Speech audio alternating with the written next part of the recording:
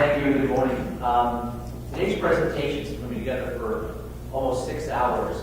We want to make it as interactive as possible. So when we're going through the presentation today, please feel free to stop at any point in time, raise your hand, and let's have, it's better to have two-way discussions. The first few we've done with this Business for Golf workshop, we had a lot of good interaction back and forth, and I think that was one of the key success for those events. So if we could do that today, please. I welcome questions at any point in time. Scheduled events for today, we're going to start with finance, budgeting, and accounting. Here we start with that because that's the toughest subject of this to get through without falling asleep. So we start with that one. And then we're going to move on to food and beverage operations. Then we'll take a break and have some lunch. Following that, we'll go to sales and marketing. And then lastly, DJ Lamardi from Sandpiper will be up here talking about leadership. So with that, I'd like to get started on the financial side, financial accounting. My first question is, how many of you are responsible for a budget for profit? Okay, about half the room. The budget for all finance and accounting, this is where it starts. It's very, very important to spend the time on the front end creating a budget that will make your life and your year much easier. In addition, it will be a great tool for you to manage your business throughout the year. So anytime we're starting our budgeting, we first look at the goals of the property. Start by looking at some recent trends. Also, what is the primary objective of the budget? So, for example, we have courses that we work for cities, and those courses, you live and die by the budget. The budget is everything. Some of our own courses, the budget is more for a bank, to be perfectly honest, than really the operation. We look more at last year. So, as you're creating your budget, look who's going to be your audience and who's going to be meeting with on a monthly basis discussing those budgets. And then the next thing is to make sure you allow enough time to create the budget. If you're near the end of the year, you're starting in mid-December, it's probably too late. With that being said, you start by looking at revenues. The first thing we do is about 3 months in advance before the budget's due is we start by creating a sales and marketing plan. The reason you need that is you need to find out where you're going to have hopefully revenue growth and how you're going to market that to grab that growth and increase it. So it always starts with the revenue side. The other thing we always evaluate on the revenue side is looking at weekdays, Fridays, and weekends. Why is that important in the budgeting process? Higher average rated days or lower average rated days? Right, your rate that you're going to get, especially if you're a public or resort course, the rate you're going to get. And obviously sometimes there might be a fluctuation number of Saturdays or Fridays in a month. Sometimes we'll get that in financial examples later, some financial statements. But it'll be evident that there's some months where maybe you had a bad Friday for the whole month, but actually it wasn't that bad because you had one less Friday in that month. So that's an important part when you're creating your budget as well. On the expense side, as we have listed here also in your pamphlet, is we also look at trends from the prior year. What expenses have changed? For example, gasoline has been one that has ebbed and flowed high or low in the last 3 to 4 years. So we're always looking at those kind of trends, seeing if there's a trend in the market, particularly in the golf maintenance side.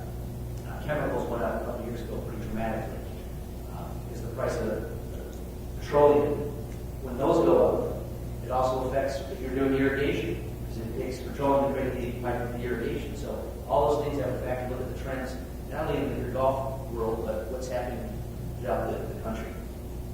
We also look at abnormal expenses. This just happened in a financial meeting we had just a couple of weeks ago. Our owner was not happy. He was wondering why golf maintenance was up so much in 1 month. We had a couple of pumps go out. We had to replace a couple of pumps in one of our property. That alone was almost $20,000 in 1 month of a hit that we didn't anticipate. So you need to look at that when you're creating your monthly budgets as well. Anomalies that might come up. The other one is always looking at fixed versus variable costs. For example, scorecards are a variable cost. Fertilizer can be a variable cost depending on what you're trying to do. For example, here at Black Hole, I was talking to the director of golf earlier, and he was saying that they didn't overseed this year, and their pains that, we guarantee you what happened is their seed costs went down, but their fertilizer costs went up because they want to get lushy green going into the winter. So those are the kind of things you need to look at as well on your fixed versus variable costs. New expenses, we'll get to this in the sales and marketing section, but that might be creating a new website. Every 3 or 4 years you want to be reinventing yourself on the web, which we'll get to in sales and marketing, but that might be an expense that you spent 1 year that you're not going to have the next year. You might have anticipate a year or two down the road being prepared for that. The other thing we like to do for budgets on the expense side is always review our contracts at budget time. Cart leases is a big one, golf maintenance equipment leases, when they might be falling off, if they're a capital lease or an operating lease, meaning you're going to own the piece of equipment at the end or you're going to be giving it back.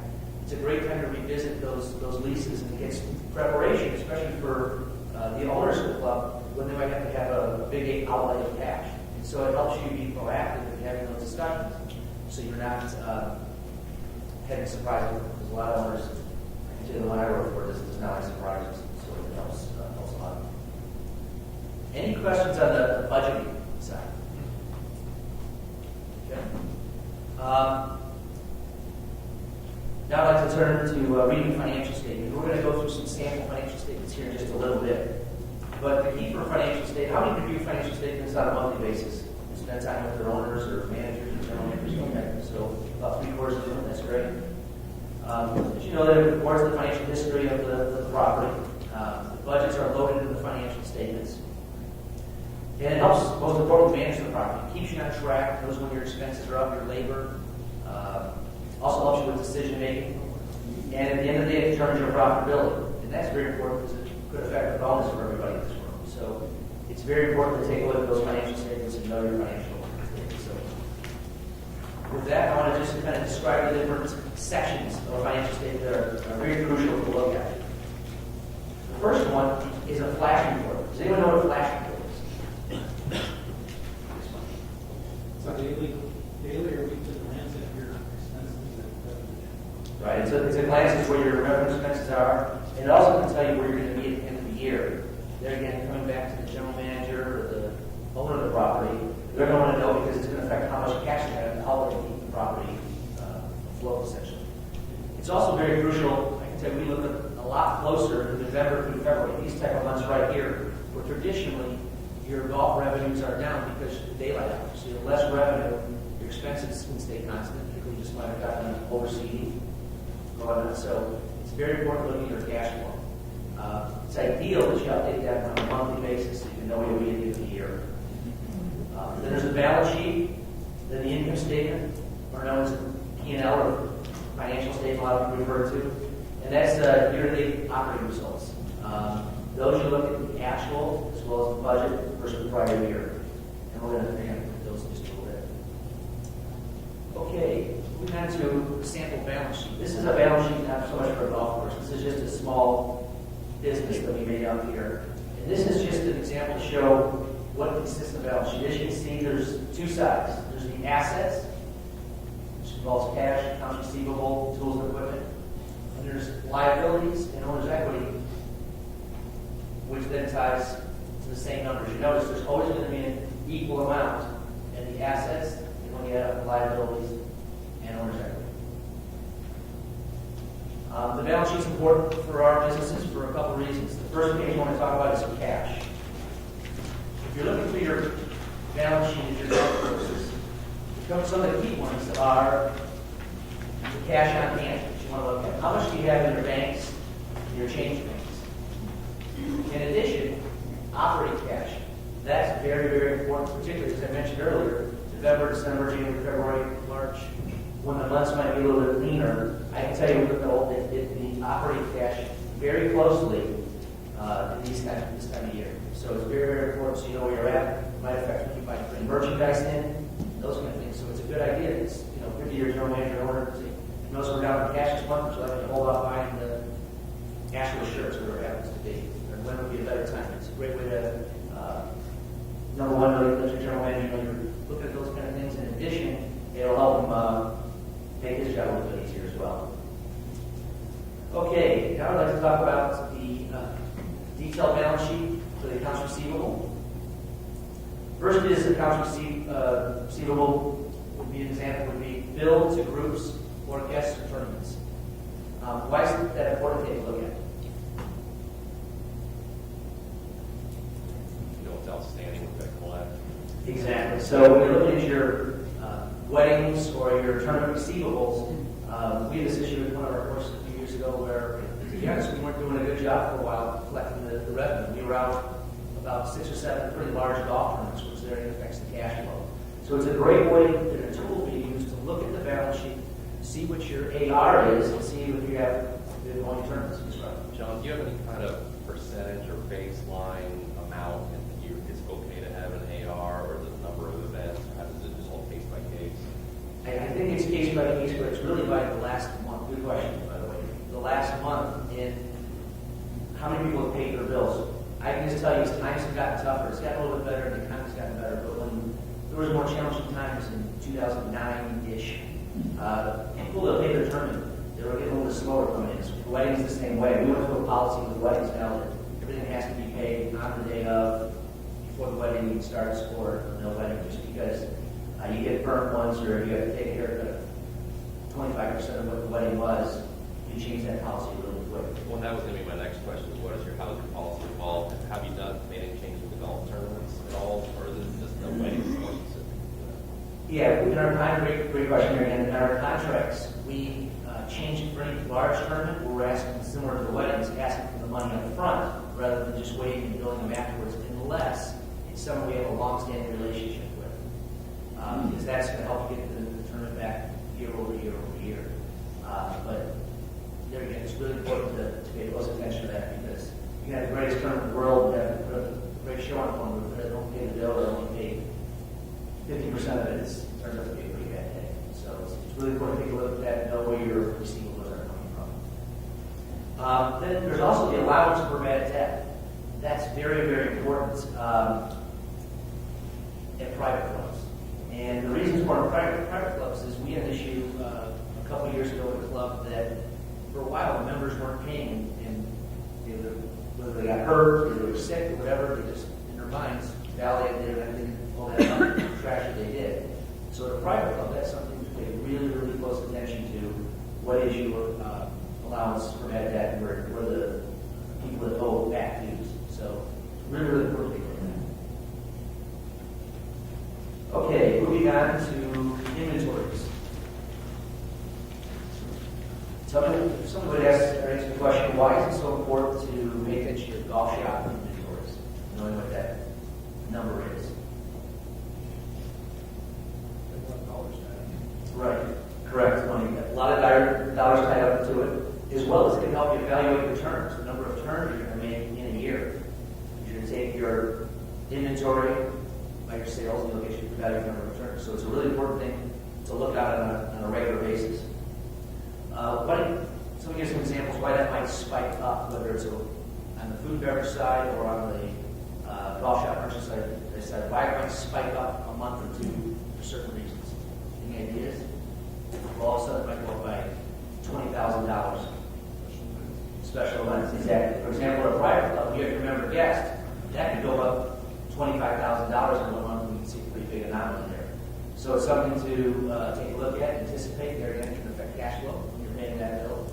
So it's very, very important to take a look at those two pages. The other thing on the food and beverage side, a lot of times it spikes for inventories when you have weddings, large weddings back to back in a month. We see a lot, especially in June, July, August, when wedding months, where your inventory of food and beverage could almost double in some months. Doing so much volume. Any questions on inventories? Have you changed how you do food inventories on a monthly basis with all the properties? Are you changing how you're approaching that, or different types of food? Good question. Yeah, we look at inventories and check inventories every single month on both merchandise and food and beverage. We think it's the only way you can really figure out your cost of goods, particularly on food and beverage. It's important for making sure when we get to the food and beverage section after that, and some of the things to make sure you do it on a monthly basis.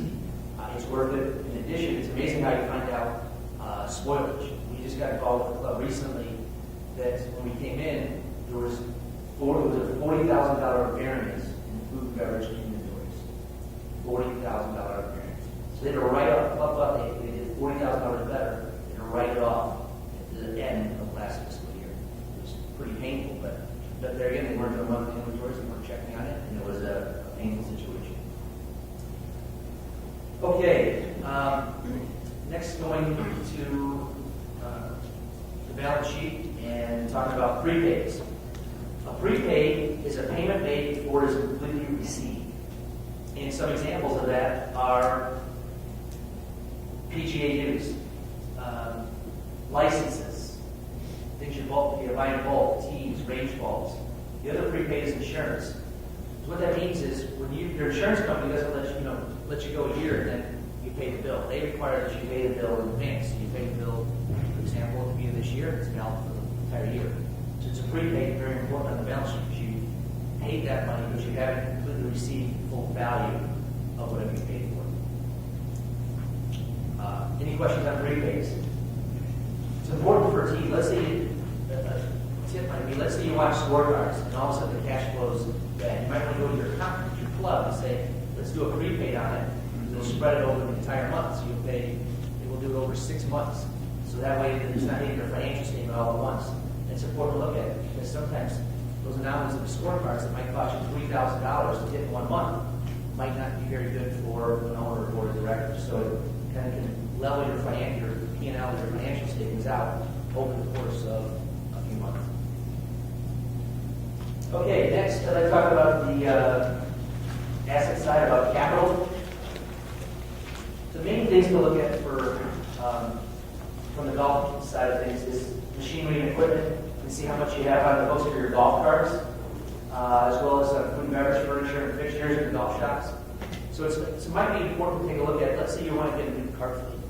It probably would be good to take a look at this page when you're going to talk to your general manager or owner about it, because then you can say, okay, those other books we've got this amount left of our golf carts on the books, our maintenance equipment. From the superintendent's side, it's very, very important to know what you have on the books. So it's a really good thing to look at when you're going to purchase a new fleet of carts or maintenance equipment or renovate your golf shop. It's a good place to look and know exactly where you stand. Next, I'm going to talk about accounts payable, moving over to the liability side. So we're over the liability side of the balance sheet. One of the most important ones, I think, from the golf side is advanced reservation deposits. Why is this important to take a look at on a regular basis?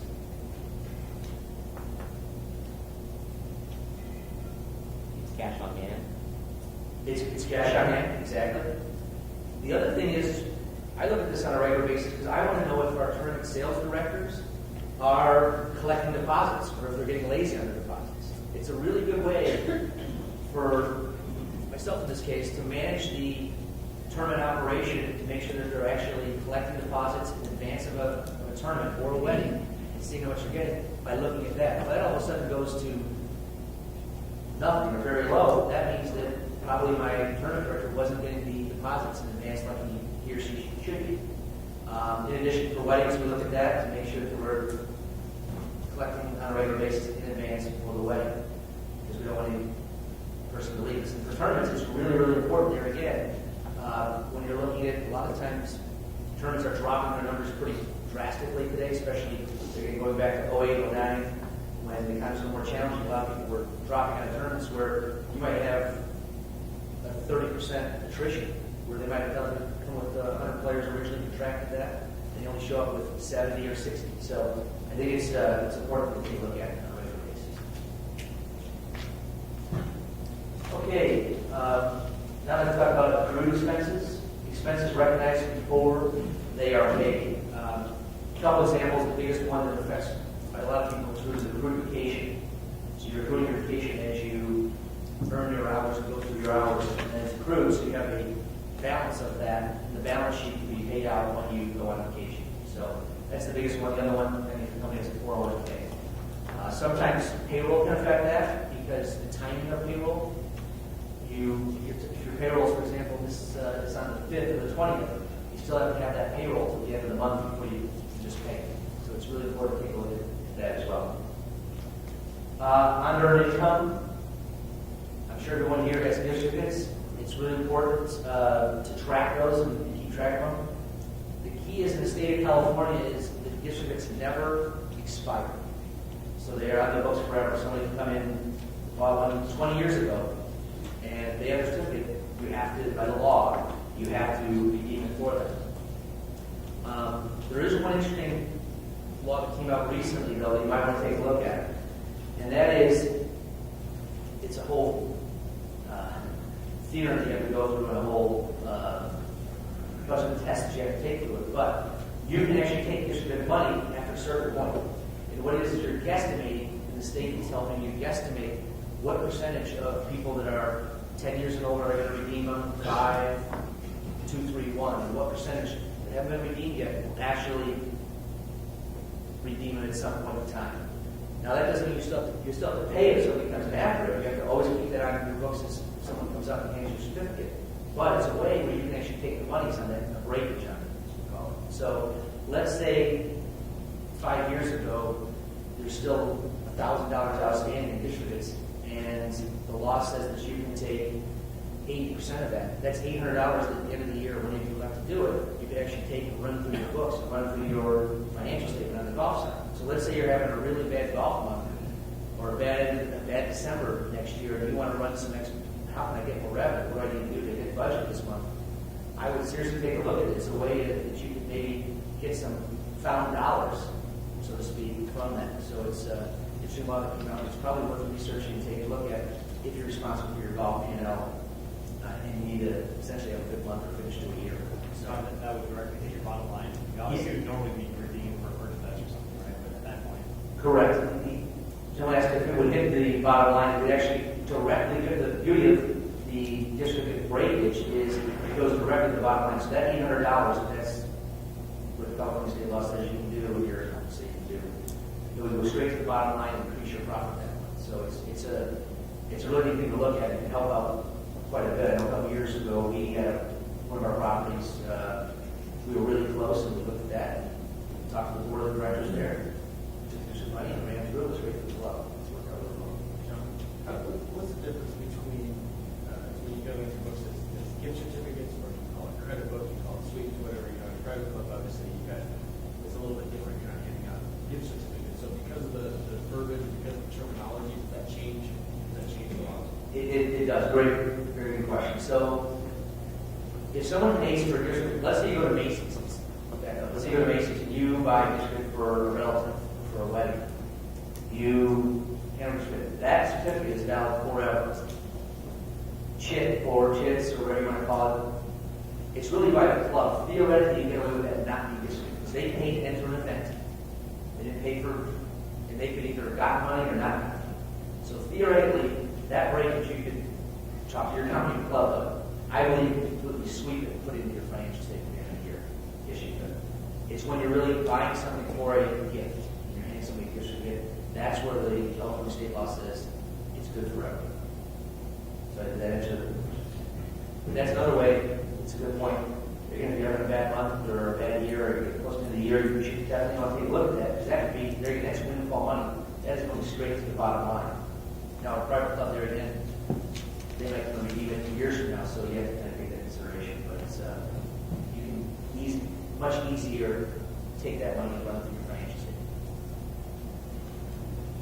Okay, any questions on that? Because that's an important one. So basically, the certificates sit on the balance sheet and they run through the financial statement. When someone comes and buys a shirt, take it off the balance sheet, you would run it through the P&L for that shirt. So it would come, let's say the shirt's $70, it would come off the balance sheet, you'd run it through the financial statement, and it would show the $70 of revenue on the financial statement. Okay, this is long-term debt, partner's liability. Basically, as we talked about earlier, the liabilities and partner's capital equal the total assets.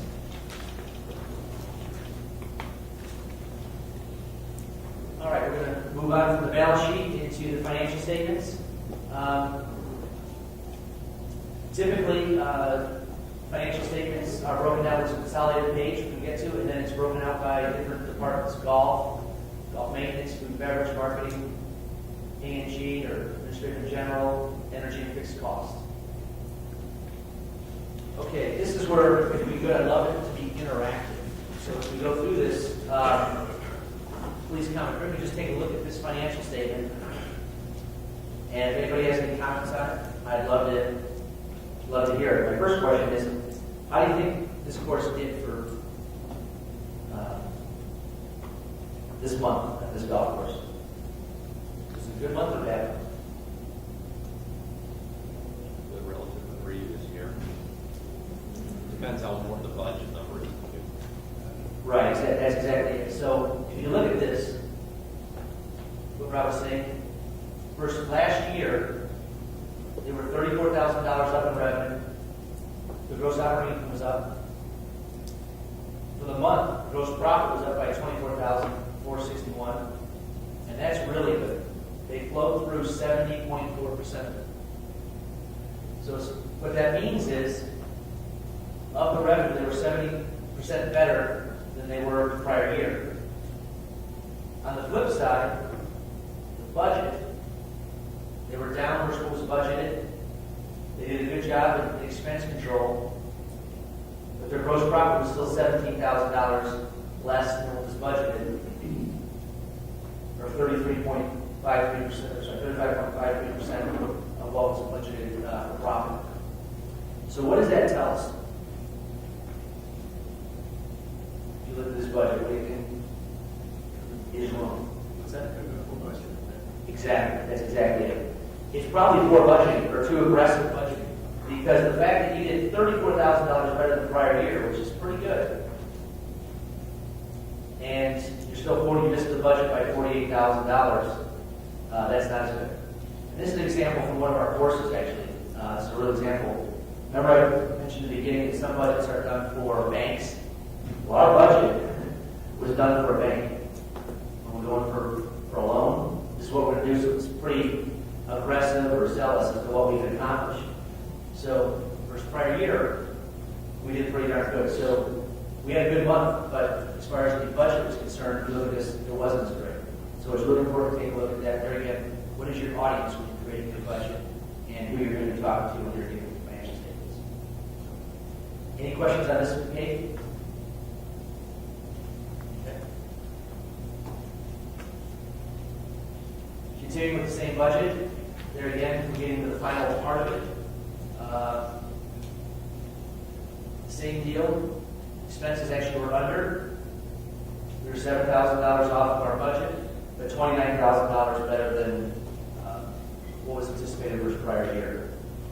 One of the key areas that owners look at, this is what they're going to make. They're going to actually take home this profit.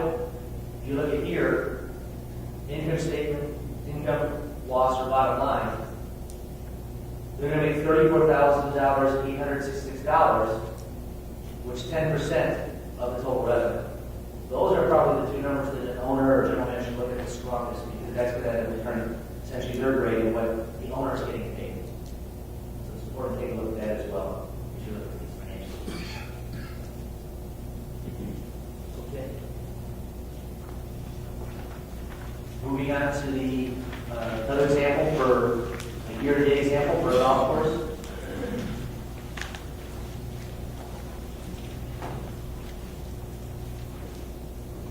Let me take a look at that just for a quick moment. Do you have any comments on it? How do you think they did?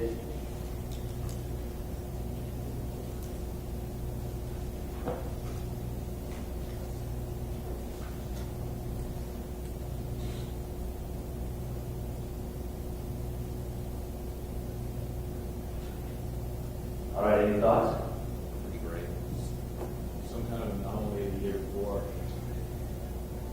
Then an expense maybe that they didn't budget for the previous year. Okay, absolutely. Which spot, Mike? Looking at the gross profit versus last year earnings, looks like the previous year might have an unbudgeted expense with such a high variance. Absolutely, if you look at that, break look at tax benefits. It's really good observation, because they had $126,000 in tax benefits this year. They budgeted $196,000. It was $166,000 the year before. So that made up for, as you can see here, the revenue side. They were down the budget, up in revenue. That variance on the tax benefit was a huge change in terms of financial statement around the bottom line. So that's one really good observation. They did something, they made a major change in their labor, like they didn't hire a director of golf, and they did, that's part of what they were budgeted even versus last year, their payroll. Another very good observation. You see this They spent $420,000 in payroll. Budgeted $593,000. Prior year was 491,000. And that's the huge difference if you look at those two. 173,000 less, 70,000 labor, 71,000 less than prior year, 39,000. So huge variance in labor at this golf course in 1 year. Huge change. So what Rob was saying is they probably either had one less head professional, didn't have a professional, or didn't have a general manager for that year, or some, they got maybe some golf maintenance staff. Those kind of things. Some major happening. The only good news to this statement is the fact that they were $145,000 better than the prior year, $230,000 better. I'm sorry, $145,000 better than the budget, $230,000 better than the prior year, and 229% better than what was thought they were going to have versus budget. So, pretty good month, but some anomalies happening. That's why it's really important when you're studying these financial statements to see, is there any large changes as to why that could have happened. Some other things to note on the golf operations side, cost of goods. As you can see, there's a little bit better cost of goods here, 64% or 65% of budget, 70% of prior year. In addition, with that better cost of goods, there's kind of an inverse effect there, though. As you can see, they did $129,000 in revenue versus a budget of $162,000, and last year $148,000. So even though the cost of goods was a slight bit better, maybe they started in some items pricing themselves out of it. Maybe they didn't do as much with, just an example, it could have happened here, they didn't do as much with clubs. They sell so many clubs, that's why the revenue dropped so drastically. That's a pretty big drop in revenue, even though the cost of goods is slightly bit better. So always look at that when your cost of goods, you have a great month. You might also want to consider and say, was it worth it? Did we cost ourselves any revenue from that by charging a little more? Is this an actual P&L from one of the clubs? I did this about 2 years ago, and I think it was. I can't remember actually. No, I was just looking. It's kind of saying getting older, but I was looking at cart rentals, because cart rentals, are up and the green fees are down. So either you've changed how you're allocating, your fees for, maybe cart fees used to go into green fees. So there's a change there, or you used to have outside tournaments, you don't. Now you have more member play, and thus more cart fee. I don't know. yeah, I actually think this wasn't one of our properties because I remember it was a year that we did change cart rental and how we adjusted with green fees, to your point. So I believe it was like a long time ago, like 6 or 7 years ago. Yeah. Do you recognize round? I know you typically would have a separate page for rounds breaking down a day of the week type. Some die-hard accountants say they don't want to see anyone on their financial statement like this. It was separate, but we've added a note to add rounds. How do you do that? I think it's very, very important to make sure that you put rounds on your financial statements, even though some accountants would say it's not as clean. To be honest, you need that information on there to really evaluate to see if you're making change, if things are getting better. Maybe your average rate, especially today with discounting on the public side or resort side, with all the discounting going on in the marketplace, really to see what the rounds are. Just because your revenue's down, maybe your rounds were up, and vice versa. You need to really look at that and evaluate that. I don't think you make a good enough decision on your business unless you have the rounds on the financial statement. So I think it's really important. And it's even better when we get to a little bit if you have them broken down by day of week and by round time. But it's good to have it on all the pages just so you can at a glance know, remind yourself it's exactly where you were. Okay, any other questions on this page? Okay. This is a sample snack bar operation. This is an actual snack bar at one of our executive golf courses. And it's for a month. And we're going to take a look at this and tell me how you think they did, and where they did well, and where maybe there's some areas for improvement.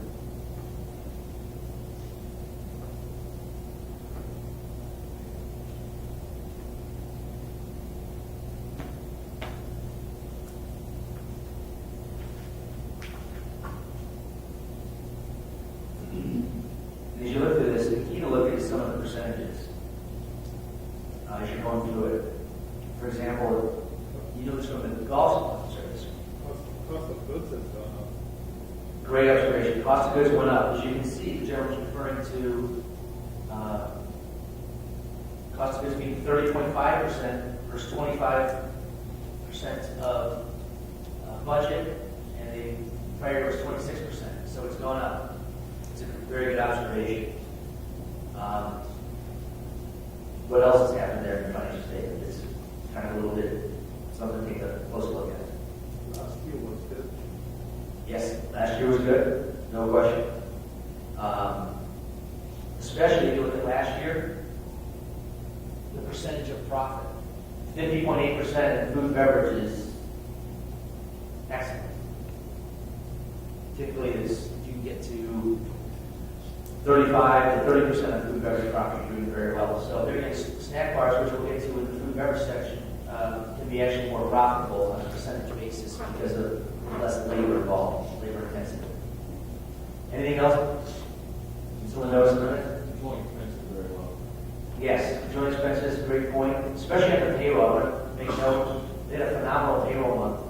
21.9% of payroll versus 28 budget, 21.5 prior year. If you can get payroll down to 20%, that's fantastic. On a food and beverage operation, pretty much the only way you can get to that percentage is on a snack bar operation. Because once you start adding in the manager's salaries over time, unless you're doing massive volumes, it can be very challenging to get to that percentage profit. So they had it was a pretty good month. 45.9%, almost 46% profit, $9,100 for the snack bar. Beat budget by $1,400. Down versus prior year. Last year was, on this budget, you can tell, was just almost a perfection of this. You can go down the whole line here. And to Jennifer's point earlier, the difference really where they don't have the same profit as prior years, really in the cost of goods. The cost of goods went up by 4.5 points, which that affected enough to really be the difference in why this wasn't as good as prior year, but still a pretty good one. Any questions on that? Okay, now we're going to move into flexing expenses. How many of you, and I've seen some smiles of people that have worked with me or for me in the past or with us at JC Resorts, because this is a hot topic around JC Resorts at times. How many of you had that flex expense at your course in the last 5 years? Only a couple hands. That's pretty amazing because most golf courses, in my opinion, have flex costs. What that means is you're adjusting your operations due to revenue or profits that are coming in. So instead of, we're going to go through some pretty specific examples here in a minute. So, for example, if all of a sudden your revenue per month is going to be $200,000, which you budgeted, and it's going to 100, you forecast, we talked about earlier, you're making a forecast in your financial statements. You're only going to get to $150,000 in that month. You need to make some type of, well, I would highly recommend you make some type of adjustment, or at least bring it up to your general manager or owner of the property that how are we, we're going to make some adjustments, and here's our plan to do that, which we're going to get to in a moment. So I think it's very critical in the financial challenging times we've had over the last 5 years to take a look at this and to look at ways to flex. So with that being said, I'll kind of go through some different examples. The key is, we talked about, is maintaining budgeted percentages. As you can tell, even the snack bar example is trying to get to those profit percentages at the end. Even though your revenue might not be there, you still want to try and hit your percentage of profit goal. You want to check your point of sale system on a daily basis. Always looking at it. So, for example, even if you have scheduled, let's say at an operation where you might have 2 outside service staff per day, and typically that day would have about 120 golfers. If on your schedule the day before, you're only going to have 80. You might want to call one of those outside service staff and say, we don't need you tomorrow. Therefore, your labor percentage can still stay in line with what your objective is for the year, for that month. Flexing is really defined as expense percentages are calculated by dividing the total expense dollars by total revenues. And then once you know that number, you're going to adjust or flex your labor and operating expenses accordingly. The key is to look at your tee sheet on a daily basis, especially if you're a public course or resort course. Look on a daily basis and see what's going to be happening in your trends for not only the next day, but a couple days out. It's a real good way to make sure that you can be ahead of the game. There's also some things you need to pay attention to, and that is each course is a little bit different. For example, at our Twin Oaks golf course, it's close, it has very good freeway access. There's a lot of businesses near it, as well as a lot of homes near it. So on our books, we knew the day before, but I only have 60 people on the books the night before. But because of the freeway access, and all of a sudden you get 3 cloudy days in a row, it's a sunny day. We still could have a 200-person day just because all of a sudden now people get the golf fever again. We have very good access from freeways where people are living and working, and we can all of a sudden book up. Traditionally, though, we know if it's a normal weather day, normal weather patterns, we know within probably 90% certainty what our numbers are going to be for the next day. So those are the kind of things you look at when you're flexing labor. We've also got caught basically where we cut some staff. All of a sudden, a great day comes out, and we have 120 essentially walk-ons that come out for the day, and now you're not able to service them. So there's a fine line and almost an art to it in how you can adjust those expenses. But I think it's very important to get a tee sheet on a regular basis. One thing to help, just an idea, a thought, one thing to help do that would be to make sure you don't have standardized schedules. I see this in a lot of places where you have an opener from 8 to 3, and then one from 12 to close. I really recommend if you do a lot of tournament business, you never just have certain times that you just schedule each day just because that's an opener and that's a closer. You really want to adjust the labor accordingly when you have tournaments or outside events. I think it's really, really important. So just something to take a look at. John, you haven't really, I don't know if you're getting into this later, I think you're not an advocate of forecasting when it comes to golf business. I think maybe Southern California is a little easier because of the weather, but it sounds like you're talking about, to some extent, you need to forecast with labor. At some point, you've got to say, we're expecting this much. So can you talk about forecasting and how you do that? Allow for flex labor. You ever try and get, say, at 150 rounds, we need this much labor, or I know if I've got an AM shotgun, I need this much labor, but then I can cut them right when they go out, those kind of things. Yeah, I think, let's go through this example here. I think this might, I'll come back to this good question. Let me go through this real quick, and it'll probably answer some of that on forecasting, how you're going to present it. So this is an example of a budget. This is all hypothetical here. But the budget revenue for the property was $200,000 per month. We had budgeted labor, operating expenses, golf maintenance, with a net profit goal of $90,000 and 45% profit. As we talked about, let's say all of a sudden you have a very rainy month, which we're starting out in February with rain. January was about as perfect as it gets. It was about as good a month as what it would be in January. But February started with rain.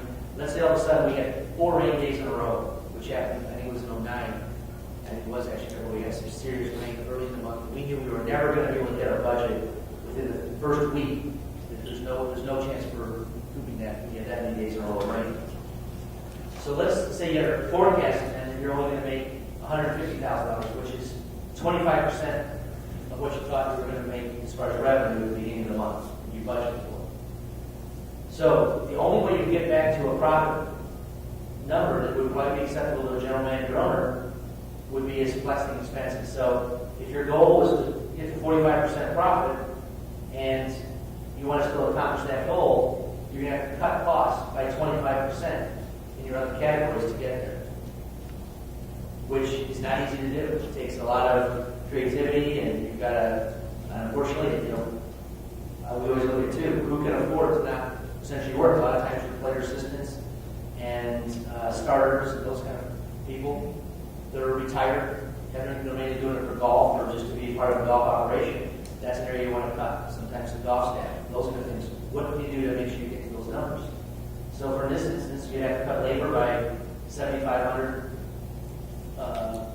flex operating expenses by 2,500, flex labor and golf maintenance by 10,000, and flex operating expenses by 7,500.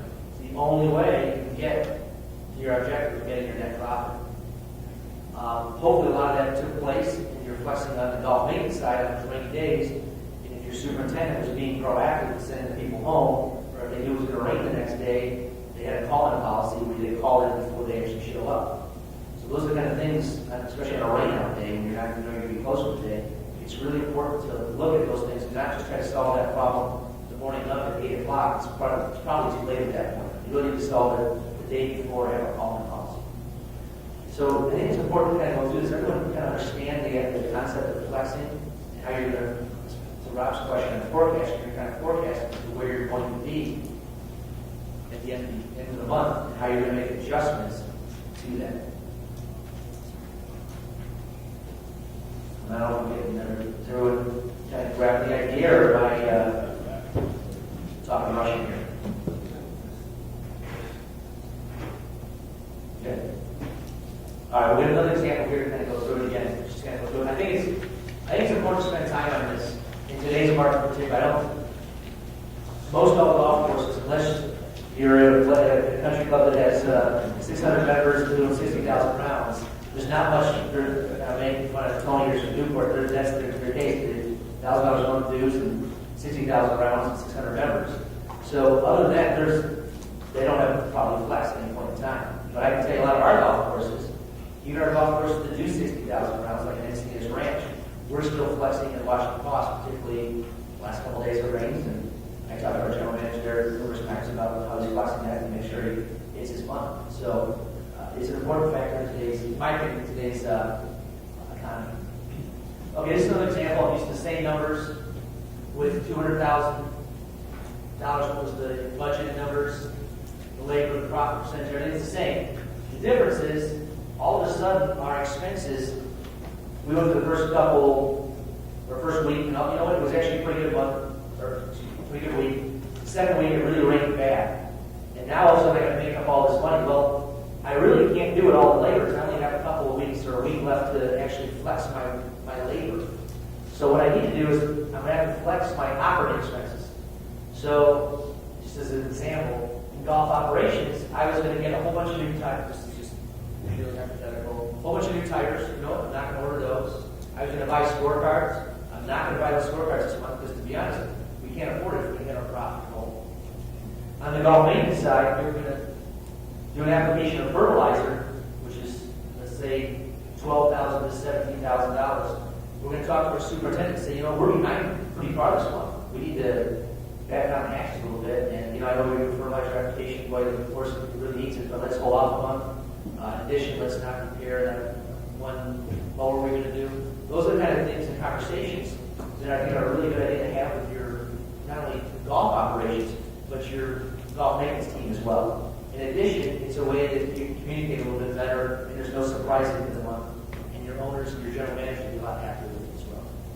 At what point do you weigh this flex versus, you're going to have to make it up the following month? If I need golf tees and I'm running short of budget, I either order them now and explain why I have a variance, or I order them next month and I'll be out next month, conceivably, right? So at what point are you making up for that loss?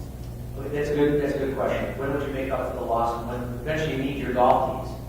An example was January this year was the best January we ever had for us, I think, for our golf courses. It was until the very end of the last day of the month, there was no rain, which is almost unheard of in Southern California. You not have one rain day.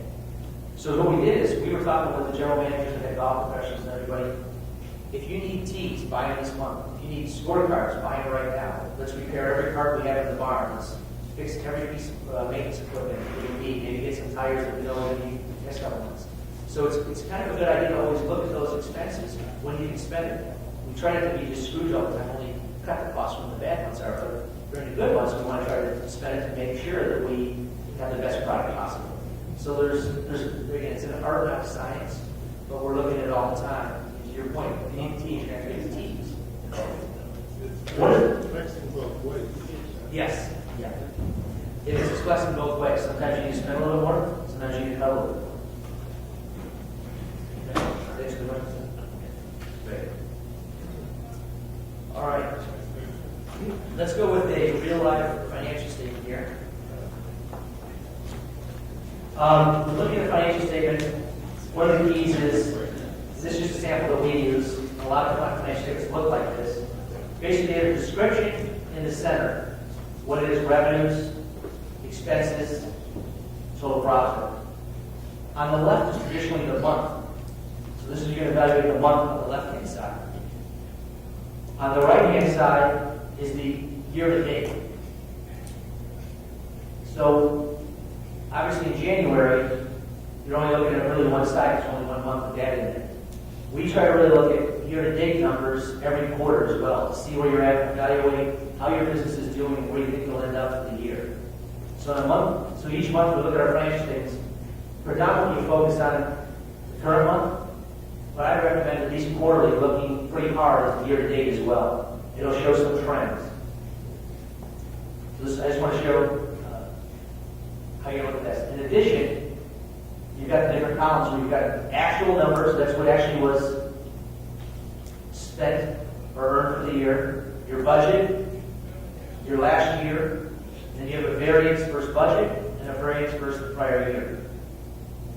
So those are your main columns you're going to be looking at. 2 different categories, month and year, and then those columns. Okay? All right, this is another golf stat page. I know somebody mentioned earlier about rounds being in there.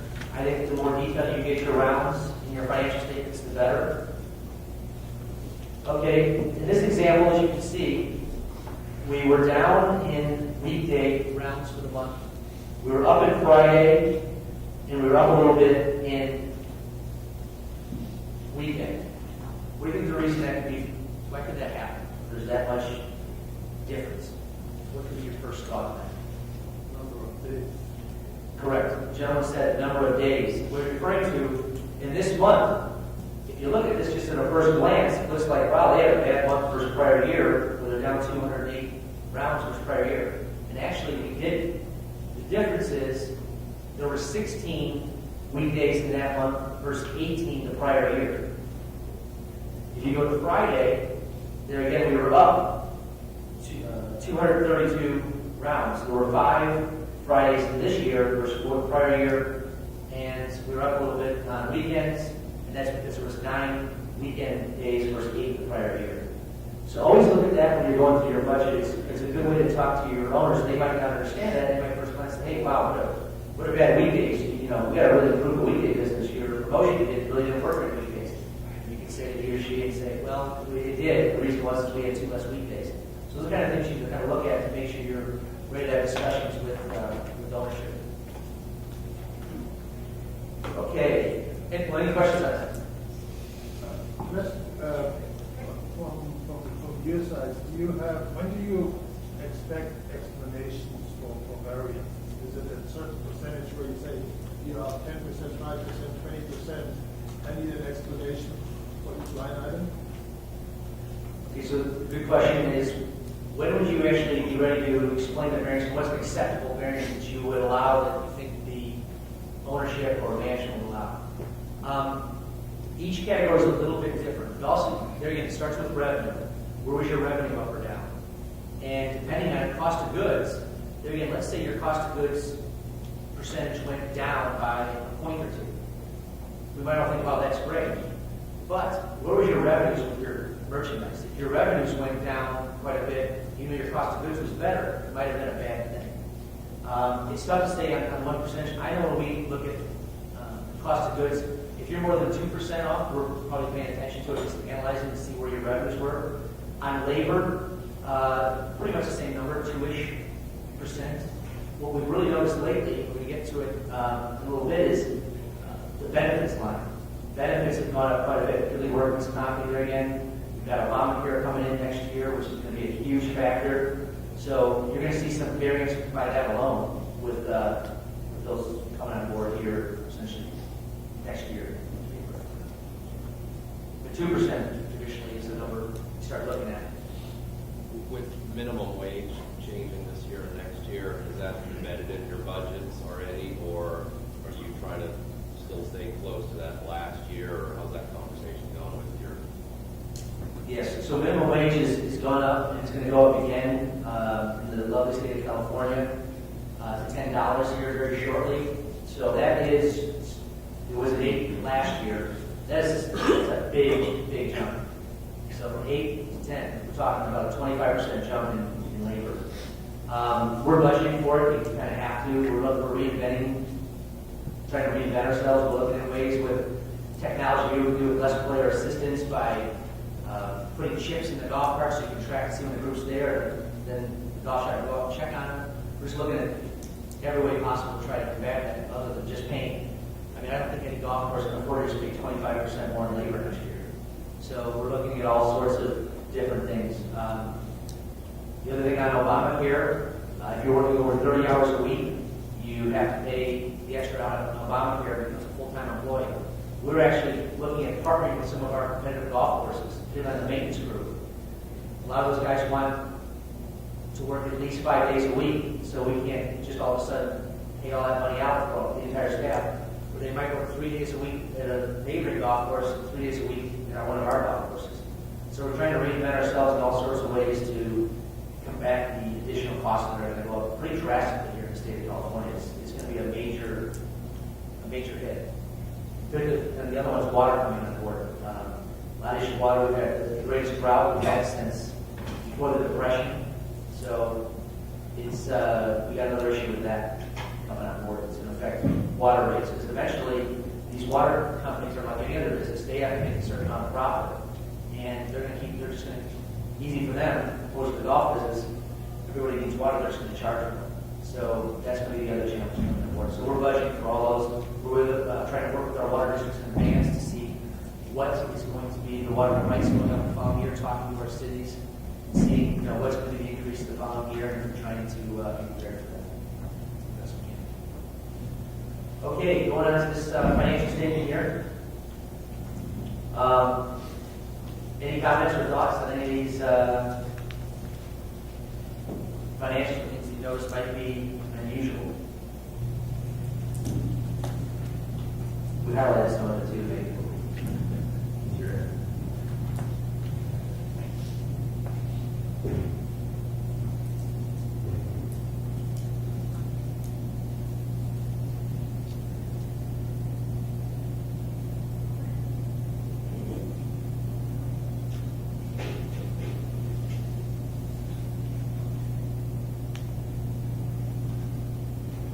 Okay, any thoughts? Or an album you see there? The numbers are too small. Okay. All right. Well, let me go through some things here. We'll make it larger. We'll make it on the screen here, but some of the big ones were, as you can see, we had an increase in commissions of $24,000 versus budget. Those are expenses that I really don't mind paying out extra on, because that means that future months you're going to have better business. Hopefully, in this case, it was either JC Players Card or tournament sales. It's why this was higher. But that's something that I never really get concerned about. You can see we had a pretty big anomaly in operating expenses. I believe that was from some carpet repair that we had to have done. But we had such a big number from the prior year. And to be honest, it made our year to date look pretty good, because it saved us by like $19,000 in that category, which got us back to the profitability of about $39,000 better than the prior year. Those are kind of some of the highlights of it. Any other questions on that page? Okay, next page is the food and beverage page, and hopefully the font's a little bigger, you can see it.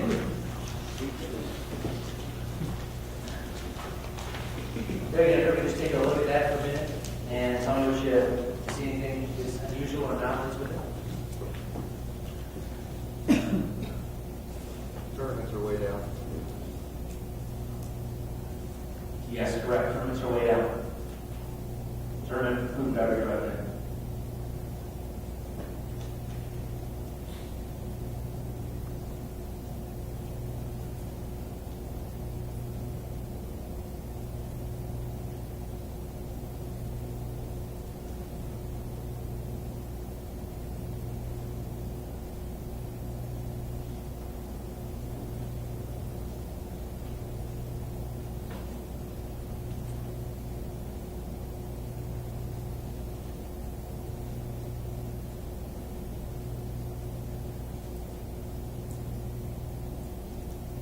any thoughts on this page, yes, sir? As with tournaments being down in revenue, total beverage revenue was down over last year. Not variance. Great observation. So tournaments were way down versus not only budget, but the prior year. Well, prior year we made up though in this page because of more catering business. So I'm spiking, but that's a big part of it. The tournaments are down. That also affected obviously even in the beverage side, it's kind of flat, both categories. But if you look at this first budget, it was a huge budget miss. The gentleman's point mainly we tournaments. Our beverage was up though, pretty consistent, about $15,000 in both areas. There again, in the budget, $34,000 less than budget, but about $7,300 better than prior year. And that kind of flowed all the way down. The thing to take a look at though is you see the beverage went way up in revenue. Your cost of goods was a little bit worse than prior year, 22.38% versus 20% of budget, 21.11% in prior year. And food was fairly flat, a little worse than budget, but better than prior year. So what that would tell me is, if we're looking at this, if you look at this financial statement, what would be a result of what conversation would you want to have after going through this financial statement? Who would you want to talk to about this? Whoever's What would be the selling next tournaments, whoever's selling tournaments, how they're selling food, maybe your margin, you're still selling alcohol, but if you're selling it to banks, to catering events, maybe it's wine, it's not as high margin as beer, say. So you're selling, the volumes aren't changing, but again, the mix of that business you're selling is changing. But it seems like focusing on tournaments, unless the tournament guy comes back and says, all that catering business is displaced by tournament business, we've only got one side. That's exactly it. So if you wanted to talk to your tournament sales manager and say, did you actually grab some business and just grab the low-hanging fruit that didn't have food and beverage attached to it? It cost us $25,000 in sales this past month. And he or she might come back and say, well, yeah, you did $23,000 more in wedding business, and I didn't, it was 2 Saturdays and I was going to have tournaments and I couldn't book because you had a wedding in the main ballroom.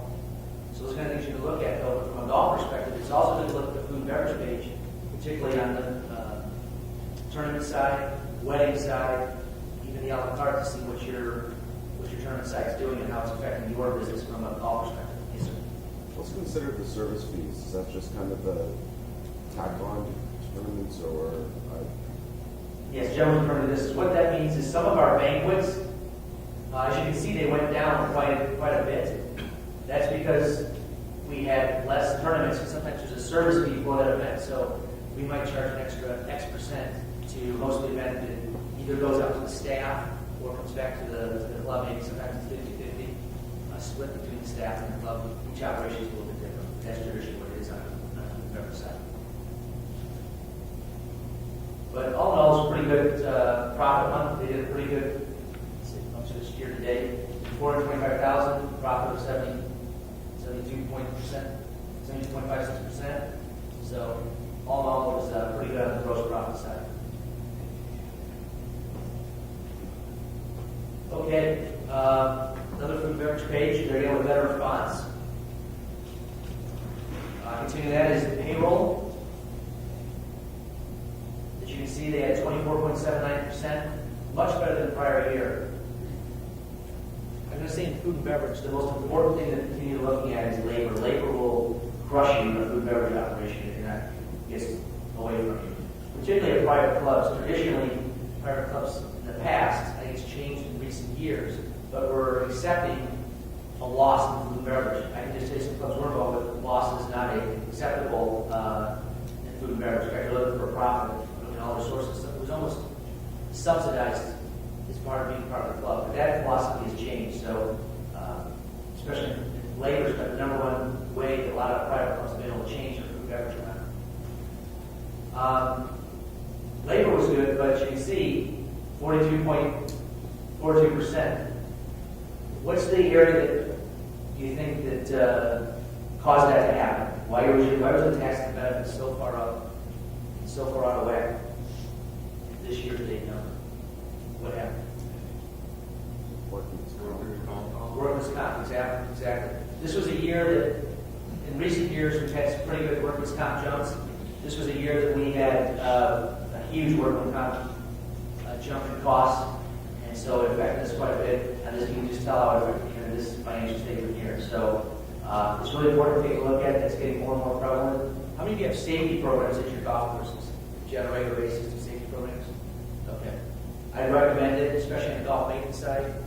We've been very diligent with that in the last 6 or 7 years. Every month, superintendents get together and have a safety meeting. Operations does the same, and then there's daily lineups on safety every single day on the golf maintenance side. So it's a huge part of keeping your workers' comp down. There again, pretty good versus prior year, but versus budget, not as good. A lot of that loss was due to the increase in the benefits. Really hit it pretty hard in this financial statement. Still pretty good. They did $188,000 in profit, 32%, which I'd say that's good. Not great, but good. And they can also on the operation, which is our food beverage section. So, any questions on this page? Okay, well, that concludes the part on the financials. What I did for today, though, I wanted to bring it up and talk about golf and the Americans with Disabilities Act. For those of you who know, last year, the Justice Department made some serious changes in what's required of all service businesses for persons with disabilities. And I think it's important just to spend 5 minutes talking about that. And there again, please make this as interactive as possible. But there's a lot more required of all of us at golf courses now that they have made this change in the law.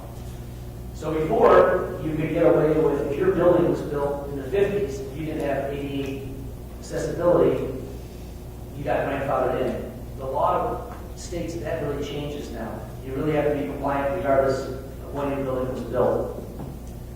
In addition, private clubs in the past used to get away with what's a private club and it's only our membership.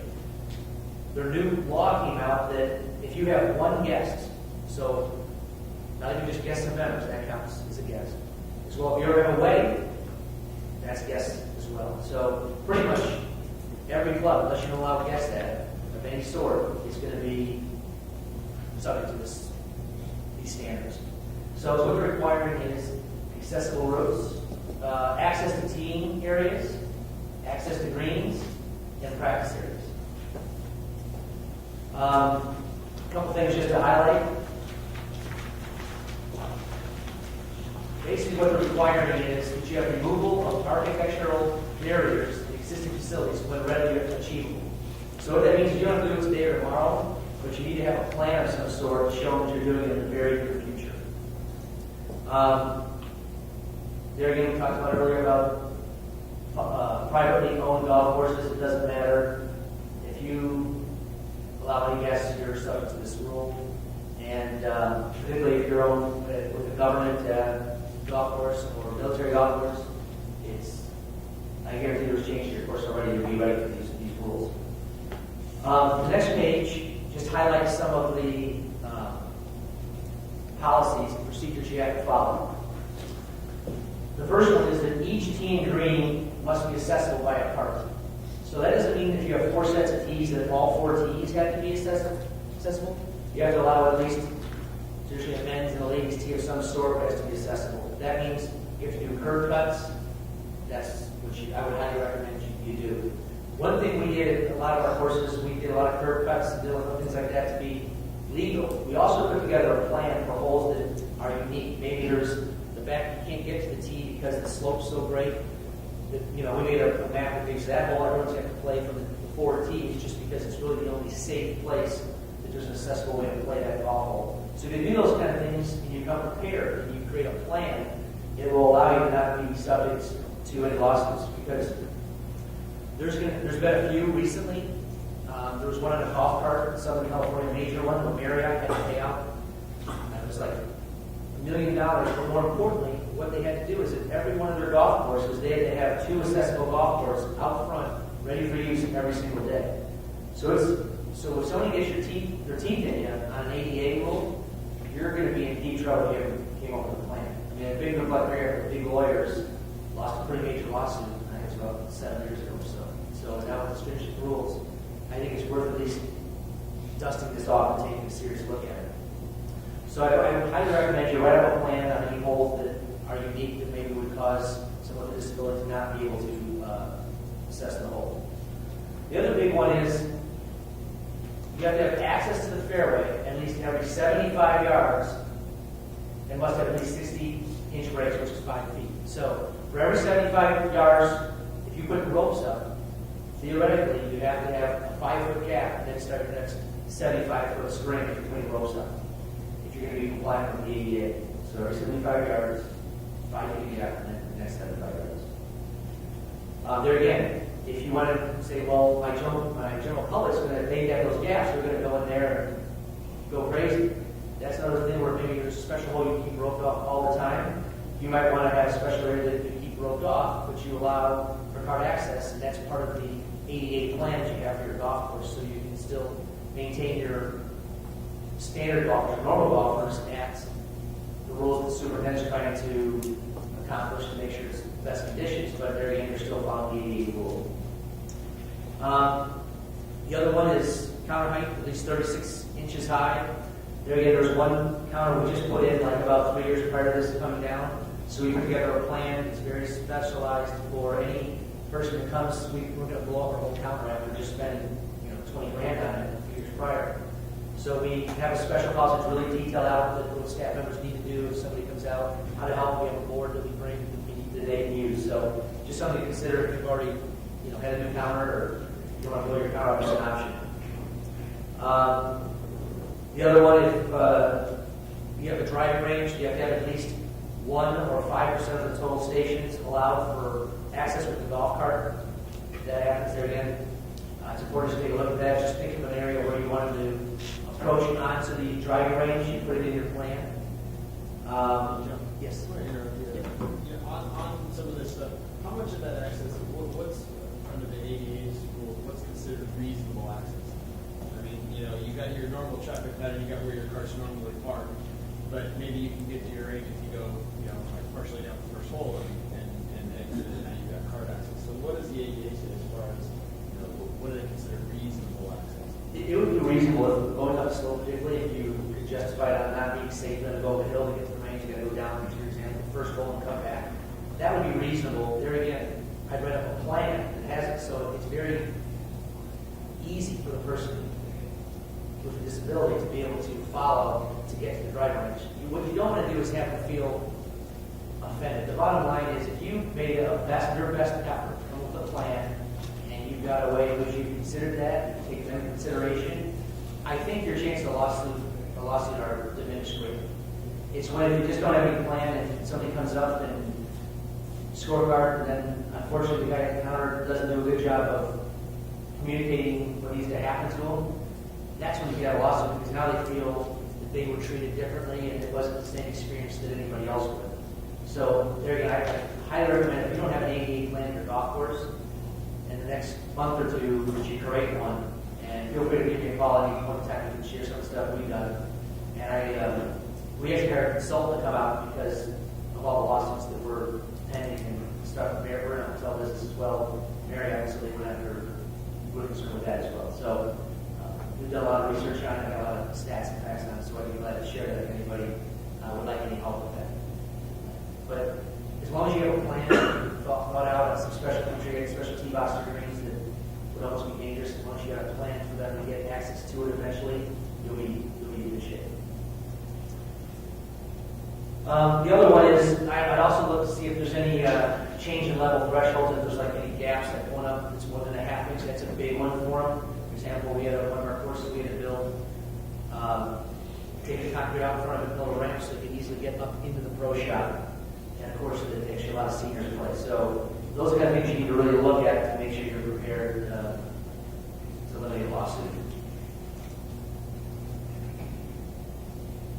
Just other things to consider, making sure that you've got options for, depending where your golf shop is, your restaurant, for temporary parking or loading in maybe a valet zone or something. You might break a rule that you typically particularly steadfast, we might have a public right break that will allow someone with disabilities to do particular loading, unloading. All of our range dispensers, one of the laws is that it says you can't have more than 40 inches. All of our range machines are like 52 inches. So we put together a plan there again for the golf shop staff to go out, help with one of the range machines if we need to get range balls. One of the things that is important too, if we can send these policy cards, always to make sure you speak directly to the individual, even if they have a companion with them, your disability, whether it happens to be, you still are, you might be saying it so the companion's hearing it, but you're speaking directly to them. That's a big part of it. And lastly, is just really be proactive in the system. That's the key. And having a very good duration service. If you do that, your chance of loss will diminish greatly. Some frequently asked questions. The first one I don't think is as important. One of the things is, do they have full access to the greens, including the greens? And the answer is absolutely. ADA requires that you make modifications necessary not to discriminate against people with disabilities. So the only way you can really get away with not having someone with a disability take the cart pretty much wherever they want is if you had extreme weather, which doesn't happen here in California that often, but where you have your golf course pretty much flooded out, a golf course going on a near a green or a tee, or even a fairway for that matter, it would do any financial damage, then you don't have to allow it. But under those very rare occasions in Southern California, about once every 5 years, you really do allow them to go everywhere on the entire golf course.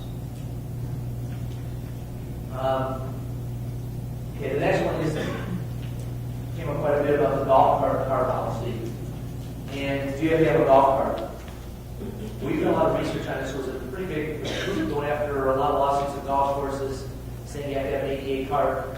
Come to find out it was somebody who actually owned an ADA cart business was doing it. So that got disproved and pushed out of court. But those are going to keep coming. The only good news with the ADA cart, we haven't finalized the purchase one, is because the Justice Department has not ever said what or defined what an ADA cart is.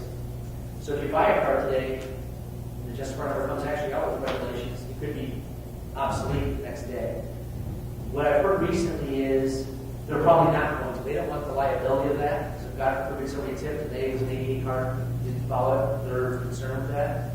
So depending on your situation, you at least maybe want to find a neighbor that has an ADA cart that you can borrow. I know all the military courses and most all city courses are required. I know the military is required, and a lot of city courses do have it as well, an ADA golf cart, because the cities don't want any bad press in the paper if they didn't have an accessible golf cart for someone with disabilities. Plus, it's a good thing to do. So what you might want to do when you're putting together your ADA plan is find out if there's a golf course near you that you can maybe pool it. Pooling is acceptable. And what that means is, let's say 10 golf courses got together and said, this cart's $5,000. We're just going to chip in $500. It's going to be housed at X golf course. If we need it, we've got it to use to be able to come and bring to our golf course. So not that you have to do that, because there again, there's no formal requirement regulations to what defines an ADA golf cart, but it might not be a bad situation. Particularly if you're a city-owned golf course, it's probably a pretty good thing to have. So those are the main things to talk about with ADA. Any other questions or comments? I just wanted to put that in there though, because I think it's important, and I think not this year, maybe next year, the following years, there will be, trust me, there's going to be some lawsuits flying in the golf courses. You'll see there'll be a lot more about this probably in 15. I think that's when some of these people with disabilities will lawyer up these issues. Any questions on it? Thoughts? Okay. Well, if you have anything, if you need help with the plan ever, please reach out to me. I'd be glad to help out. So with that, concludes the financial and the ADA section, 10:30.